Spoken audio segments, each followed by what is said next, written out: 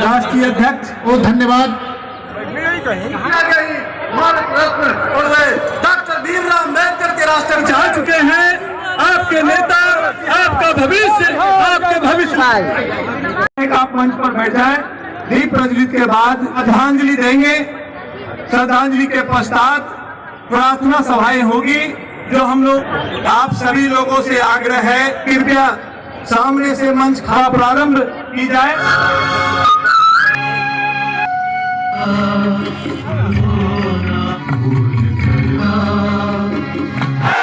जय बिहार। ना जोर से बोलिए। सत्ता का परिवर्तन चाहिए कि व्यवस्था का परिवर्तन चाहिए? व्यवस्था का परिवर्तन होना चाहिए ना भाई। प्रशांत किशोर जीतना चाहिए कि आपका बच्चा जीतना चाहिए? अब नेताओं के लिए, अपने बच्चों के लिए। इस बार वोट किसके लिए? नेताजी के लिए कि अपने बच्चों के लिए?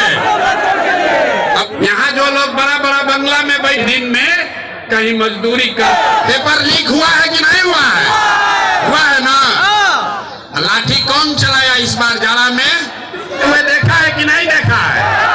तो उसका हिसाब होना चाहिए ना। कब होगा हिसाब? इसी बार चुनाव में हो देना है ना भाई। जरा पीछे में सिर्फ 5 अति पिछड़ा और दलित समाज के लड़के मैट्रिक पास करते हैं। 100 में 60 आदमी के पास बिहार में एक धूर जमीन नहीं है। कहता है कि हम सामाजिक न्याय कर रहे हैं। आप बताइए सामाजिक न्याय है भैया? जो भूमिहीन है उसको जमीन मिलना चाहिए कि नहीं मिलना चाहिए?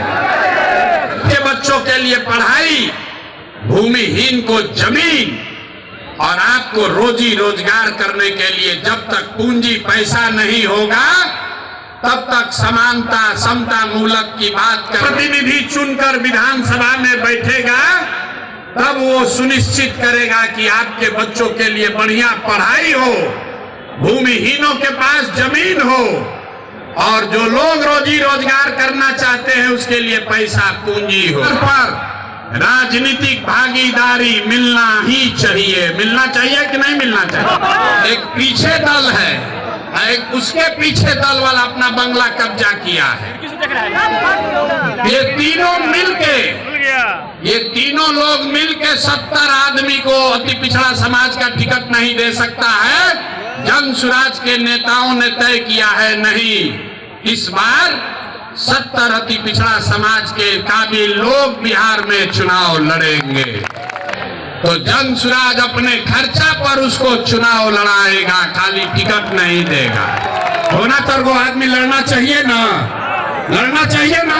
जब तक सरकारी शिक्षा की व्यवस्था सुधरे नहीं, कैसे कि लालू नीतीश ने यहाँ शिक्षा व्यवस्था इतना खराब कर दिया है, इसको सुधारने में बरसों लगेंगे।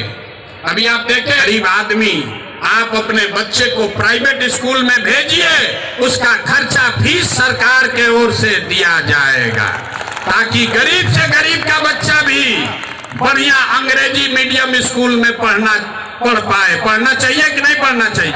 कि भूमि सुधार का बात कीजिएगा तो सब सवर्ण जाति ओबीसी लोग आपसे खिलाफ हो जाए। तो ये व्यवस्था बदलनी चाहिए।